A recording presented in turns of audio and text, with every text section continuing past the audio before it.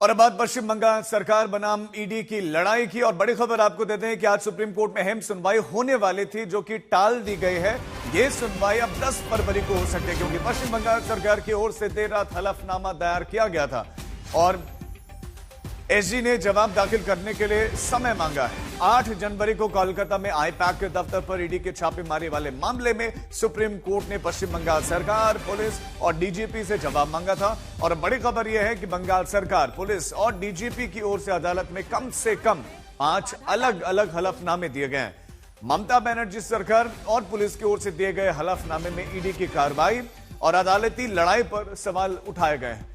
Supreme court में चल रही इस लड़ाई में ममता बनर्जी सरकार ने ईडी के अधिकारों को लेकर सवाल उठाया है। और सूत्रों के मुताबिक ममता सरकार और पुलिस की ओर से दायर हलफनामे में जो बड़ी बातें कही गई हैं, उसमें यह कहा गया है कि ईडी की अर्जी सुनने लायक ही नहीं है, क्योंकि वो आधारहीन और गलत तथ्यों पर आधारित है।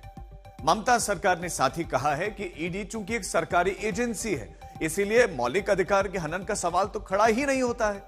हलफनामे में यह कहा गया है कि ईडी ने बगैर किसी सबूत के मनमाने आरोप लगाए हैं, क्योंकि 8 जनवरी की घटना के दिन ईडी के अधिकारी अपनी पहचान तक नहीं बता रहे थे। हलफनामे में आरोप लगाया गया है कि ईडी के अधिकारियों ने पुलिस पर हमला तक किया है और आईपैक दफ्तर में घुसे हथियारबंद लोगों की सूचना पर पुलिस वहां पर पहुंची थी। हलफनामे में कहा गया है कि ईडी के अधिकारियों ने ममता बनर्जी को पार्टी से जुड़ी हुई सामग्री लेने से भी मना नहीं किया था। ममता सरकार ने इतने दिनों के बाद ठीक चुनावों से पहले ईडी की कार्रवाई को लेकर सवाल उठाए और यह भी कहा है कि ममता बनर्जी ने जो एफआईआर करवाई थी, उसी के कारण पुलिस छापेमारी वाले ठिकानों पर पहुंची थी। तो ममता सरकार ने आगे यह भी तर्क दिया है कि ईडी के पास व्यापक तलाशी और जब्ती करने की शक्ति नहीं है और आईपैक की तलाशी से पहले उन्हें कोई भी प्रभावी नोटिस नहीं दिया गया था। दरअसल बंगाल के कोयला तस्करी मामले की जांच कर रही ईडी ने 8 जनवरी को कोलकाता में आईपैक के दफ्तर पर छापेमारी की थी। छापेमारी के दौरान ही ममता बनर्जी मौके पर पहुंची थी और ईडी का आरोप यह है कि ममता ने छापेमारी रुकवाई और अहम सबूत अपने साथ ले गए। सुप्रीम कोर्ट में ईडी ने आरोप लगाया था कि ममता बनर्जी ने अवैध तरीके से ईडी की कार्रवाई में बाधा डाली और मौके पर मौजूद अहम डिजिटल सबूत छीन कर ले गए। ईडी ने आरोप यह भी लगाया कि डीजीपी ने दबाव बनाया कि छापेमारी में कोई भी सामान बरामद नहीं दिखाया जाए। इतना ही नहीं, पुलिस ने मौके पर मौजूद पंचनामे के गवाहों को भी धमकाया और ईडी के अधिकारियों को गलत तरीके से मौके पर बंधक बनाकर रखा गया। इसी मामले में अब सुप्रीम कोर्ट में सिर्फ ईडी बना ममता बनर्जी वाले मामले की सुनवाई नहीं होगी, बल्कि यह भी बहस छिड़ेगी कि ईडी के मौलिक अधिकार और जांच जब्ती के अधिकारों को लेकर बंगाल सरकार की ओर से उठाए जा रहे सवाल वाजिब हैं भी या फिर नहीं। दरअसल बंगाल बनाम दिल्ली की लड़ाई इन दिनों दिल्ली की सड़कों पर भी लड़ी जा रही है, क्योंकि ममता बनर्जी पिछले 3 दिनों से दिल्ली में है और दिल्ली में सोमवार को ममता बनर्जी ने मुख्य चुनाव आयुक्त से मुलाकात भी की थी और पश्चिम बंगाल से लगभग 100 परिवारों को दिल्ली बुलाया गया है। ममता बनर्जी का कहना है कि बंगाल से बुलाए गए ये 100 परिवार चुनाव आयोग की एसआईआर से पीड़ित परिवार हैं, जो जिंदा है लेकिन उन्हें मृत बताया गया है और कई ऐसे परिवार भी हैं जिनके सदस्य एसआईआर की परेशानियों के चलते मौत के मुंह में समा गए।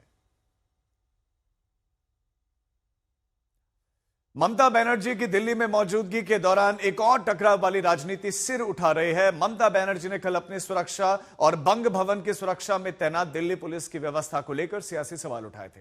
ममता बनर्जी ने आरोप लगाया था कि सुरक्षा के नाम पर पुलिस पश्चिम बंगाल के लोगों का दर्द सामने नहीं रखने दे रही।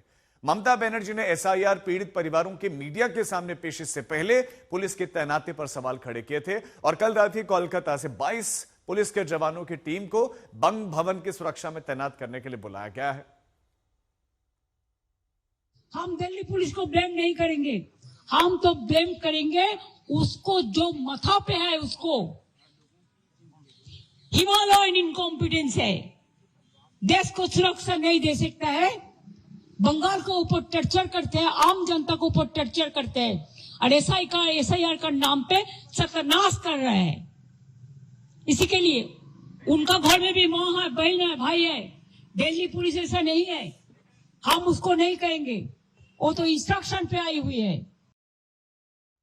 हालांकि ममता बनर्जी के आरोपों को लेकर दिल्ली पुलिस की ओर से यह बताया गया है कि दिल्ली में चूंकि संसद का सत्र चल रहा है और खुद सीएम ममता बनर्जी Z+ जो है प्रोटेक्टी हैं और इसीलिए बंग भवन के पास में चाक चौबंद सुरक्षा लगाई गई थी।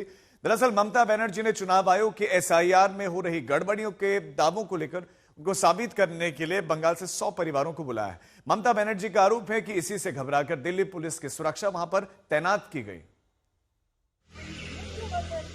हमने नहीं किया हुआ।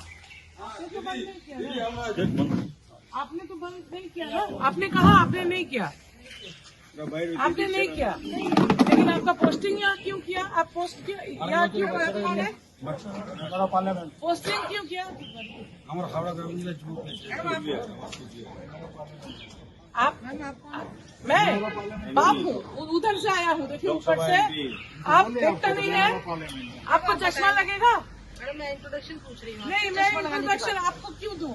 आप मुझसे भी आप हाँ, मैं गुस्से में हर वक्त रहती हूँ। आप क्यों पूछेंगे? आपको औकात क्या है? आपको पूछने का औकात क्या है? आपको गाड़ी से गेट बंद करने का औकात क्या है? आपका कोई है तो आप ऑर्डर दिखाइए। क्या ऑर्डर है? दिखाइए, ऑर्डर दिखाइए। आपका कुछ ऑर्डर होगा तो दिखाइए। हम सरकारी एजेंसी जो भी हो, पुलिस में आपको यहाँ जो है ना लगा हुआ, आप नहीं, नाम मत नहीं बताना, मेरा नाम नहीं बताना, आपको नहीं दिखता है मत कीजिए। फिर आप नाम मैं आपसे थोड़ी बात कर रही थी।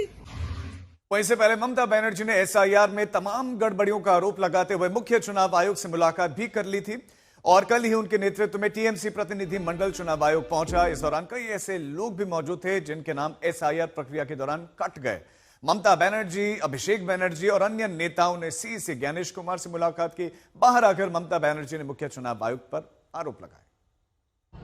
आप बीजेपी का भय से काम कर रहे हैं, आप इंक्लूशन नहीं कर रहे, आप डिलीशन कर रहे हैं। पहले 58 लोग को वोट दिया, इसका बाद 1.4 करोड़ मीन 2 करोड़ आदमी का नाम अब मिसमैच में डाल दिया। बिहार तो देखा नहीं, इसी के लिए बिहार में अब जीत गया। हरियाणा देखा नहीं, जीत गया मैनिपुलेशन करके महाराष्ट्र में। लेकिन हमारा ऑर्गेनाइजेशन है क्या? पब्लिक जनता नहीं चुनेगा गवर्नमेंट में, इलेक्शन कमीशन इलेक्शन का पहले गवर्नमेंट चुनेगा। और क्या क्या चाहिए? खाली अपना बेटी के लिए, दामाद के लिए, जिसको डीएम बनाने के लिए। अरे उसका क्रेडिबिलिटी है तो खुद बनेगा, इसके लिए आप डरते हैं। पर्दा का पीछे में क्या है? हमने बोला आपको भी एक दिन सफर करने पड़ेगा। आप ऐसा माफी वोट करेंगे तो हम लोग मैदान में लड़ेंगे।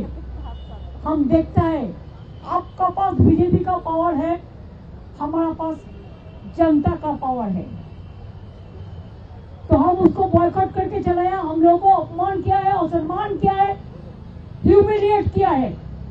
I have not seen this type of election commission. He is very arrogant.